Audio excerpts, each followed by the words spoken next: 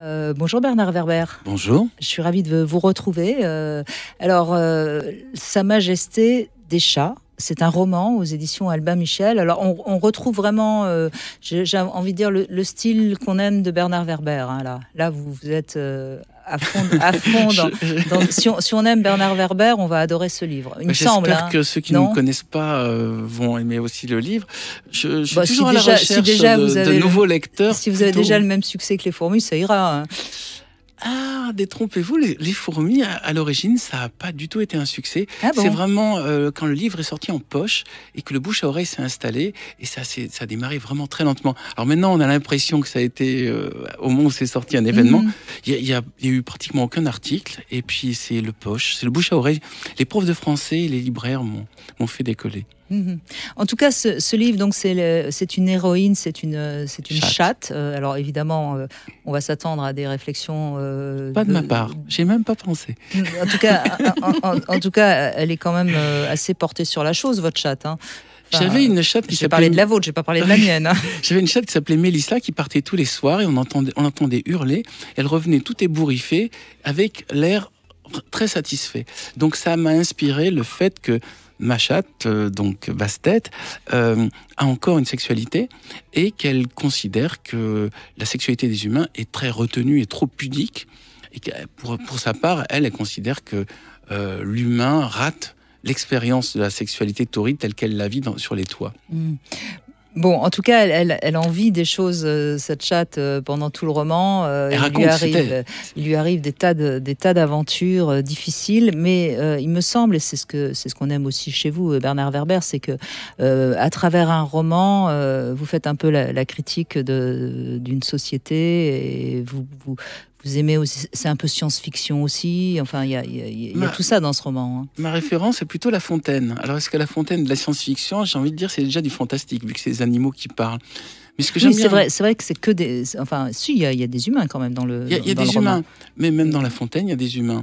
Oui, c'est vrai, pardon. Mais je suis d'accord, j'adore La Fontaine. Alors, je trouve que La Fontaine était un type qui a compris que si on parle aux gens normalement, l'info passe pas.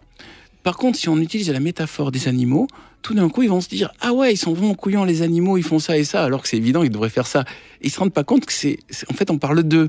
Et on a tellement le nez dans le guidon par rapport à nos habitudes de réflexion politique. On manque de bon sens, ça c'est sûr. On manque de recul.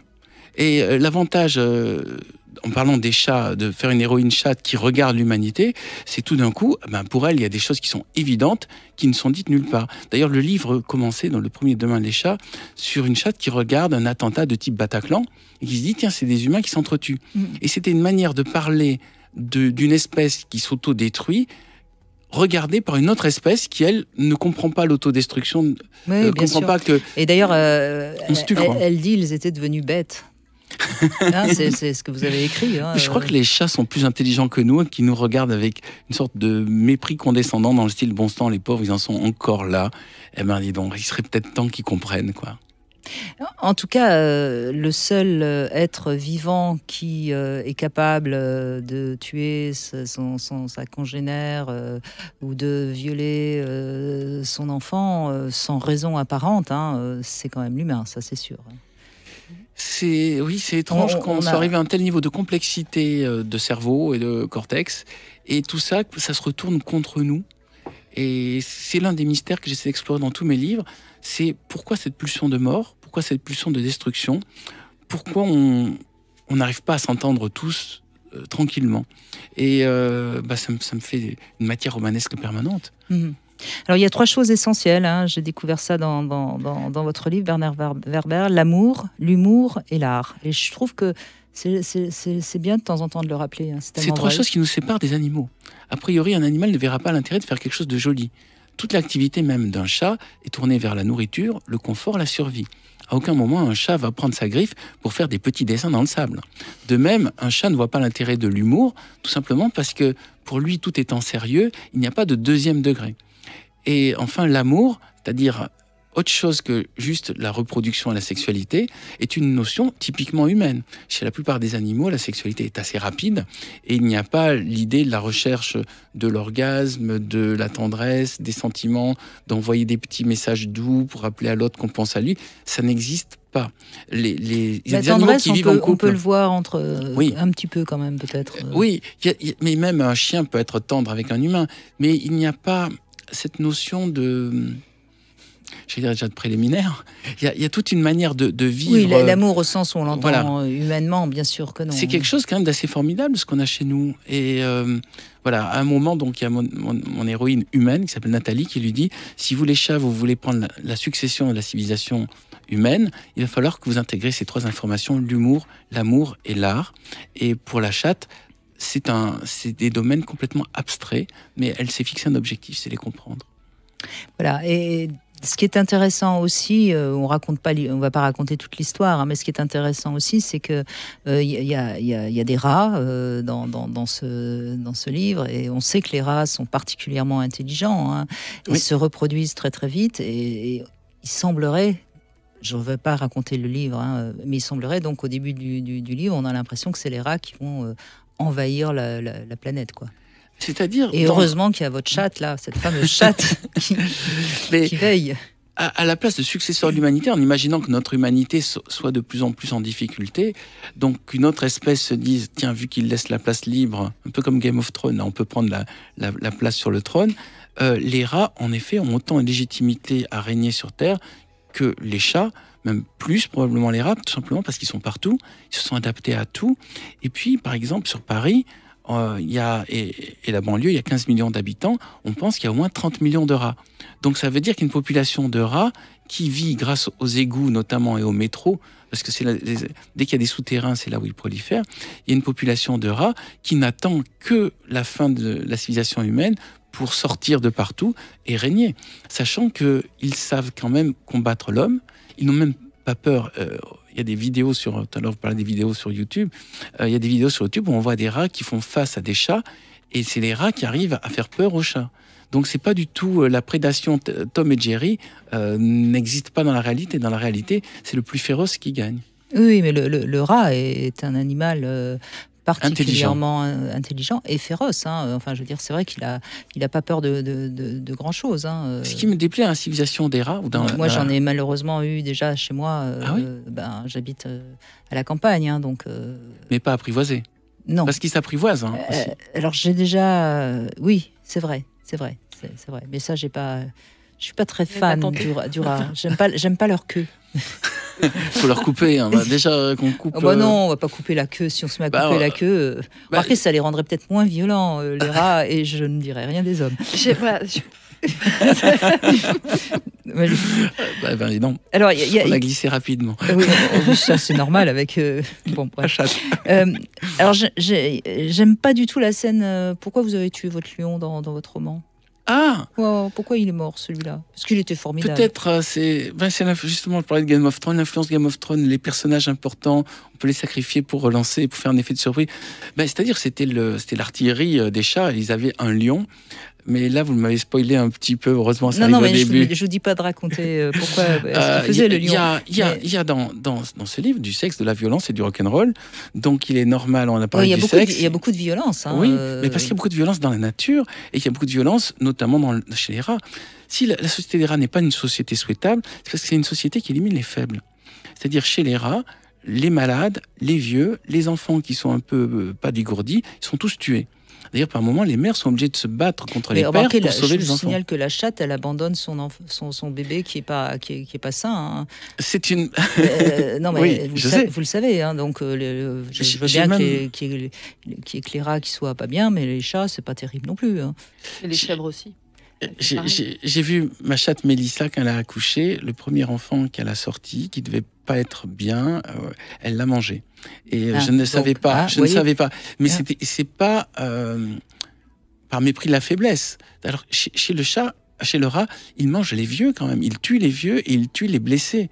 C'est-à-dire, c'est vraiment une société spartiate. On ne veut pas de faibles chez nous. Et c'est ça, j'allais dire, c'est une société facho. La société des rats est une société facho, alors que chez les chats, c'est autre chose. Oui, c'est des joueurs philosophes. N'empêche que c'est ceux qui sont les plus nombreux et qui résistent le mieux. Alors, il faut se poser des questions, là. C'est pour ça qu'on est héroïque à lutter contre le fascisme, de même que mes chats sont héroïques de lutter contre les rats. On est bien d'accord. Alors, vous faites aussi la critique d'une certaine manière d'Internet, tout en montrant à quel point ça donne des informations. Et ça, c'est assez habile de votre part. Hein. On ne sait pas trop, finalement, si c'est une critique ou pas. Elle est amoureuse, mon héroïne, ma chatte Bastet, est amoureuse de Pythagore, qui est un chat qui a une clé USB dans le front, qui lui permet de se brancher sur Internet et donc de connaître l'histoire des hommes et des chats. Et maintenant, dès le moment où on se branche sur Internet, Internet, c'est une masse d'informations qui circulent. Elle est ni bonne ni mauvaise. C'est qu'est-ce qu'on va y chercher. Moi, je ne suis pas pour diaboliser Internet, ni même les réseaux sociaux. Je suis pour qu'on réfléchisse comment est utilisé l'outil. S'il y a des gens qui utilisent l'outil pour insulter les gens, c'est leur problème. C'est pas le problème d'Internet. Bien sûr. Et vous avez d'ailleurs à la fin, parce que de temps en temps, vous glissez des informations sur plein de choses qui sont donc prises sur Internet. Et à la fin, on sait tout sur La Fontaine, justement, il me semble. Je sais plus, je crois que c'est vers la fin que vous parlez de La Fontaine. La Fontaine a été, pour moi, est quelqu'un qu'on connaît mal parce qu'on l'a appris à l'école. Et à un moment, on considère, tiens, c'est un auteur d'école, donc c'est un auteur un peu ennuyeux. Il a quand même écrit des trucs très, très coquins. Très érotiques qu'il a dû brûler pour pouvoir être enterré dans le cimetière de l'église. Il était libertin. Il était surtout un homme de conviction, puisque c'est l'un des rares qui a osé s'opposer à Louis XIV, au point où il a été mis en exil. C'était un type vraiment courageux, et à travers ce qu'on disait tout à l'heure, à travers son histoire avec les animaux, en fait, il est en train de critiquer la cour de Versailles, et il explique aux gens qui ne sont pas à la cour de Versailles comment fonctionne un système où ce sont les cire-pompes et ce sont les intrigants qui mènent l'affaire, et comment les gens qui arrivent honnêtes et naïfs se font avoir par les petits malins. Et je crois que c'était un homme formidable, La Fontaine. En tout cas, pour moi, c'est un exemple à suivre. Et aussi au niveau de la narration, parce qu'on retient souvent la musique de La Fontaine, mais on oublie l'intrigue. Le principe des intrigues est très réussi. Et il y a du suspense et il y a une chute finale surprenante. Moi, je pense notamment aux animaux malades de la peste. Comment tous les animaux, les uns après les autres, viennent faire leur mea culpa, et au final, c'est le plus innocent qui en prend plein la gueule. Ça me rappelle tout ce que je vois aux actualités. C'est tout le temps, il y en a un, tout d'un coup, on se dit, celui-là, il va payer pour les autres. Le bouc émissaire. Voilà. Et du coup, la tension du groupe se relâche. Et c'est ça que je veux montrer aussi, c'est les mécanismes de nos sociétés animales et humaines, mais en parlant différemment, en sortant de cette vision tout le temps, on raconte les choses de la même manière. Voilà. En tout cas, oui, c'est franchement réussi. Ça s'appelle Sa Majesté des chats. C'est donc un roman, bien sûr. C'est aux éditions Albin Michel. Mais c'est vrai, Bernard Werber, on voit bien à quel point vous essayez de nous mettre en garde pour peut-être ne pas tomber justement dans cette sorte de société où tout est blanc ou noir. C'est beaucoup plus complexe que ça, évidemment. Merci. Je crois qu'on vit actuellement une époque formidable parce que c'est notre génération qui va faire les choix déterminants pour le reste de la planète. Maintenant, il y a une manière de faire ces choix qui consiste à se rappeler qu'on est des animaux parmi les autres animaux et qu'on est sur une planète vivante. Et dès le moment où on pense ça, déjà les idées s'ordonnent un peu mieux. Tant qu'on se dit je m'en fous du moment que moi j'ai à bouffer, que ma famille a à bouffer, et que les autres ils peuvent crever, on reste dans un système restreint dans lequel on va progressivement étouffer. Et dès qu'on commence à se rappeler que l'univers est vaste, il y a une diversité animale, végétale et même humaine extraordinaire, à partir de ce moment-là, on comprend mieux dans quel univers on vit, on comprend mieux sa place et donc on peut être plus heureux. Donc rien que par égoïsme, on a intérêt à se rappeler qu'on est des animaux parmi d'autres animaux. Merci beaucoup Bernard Werber, merci à vous.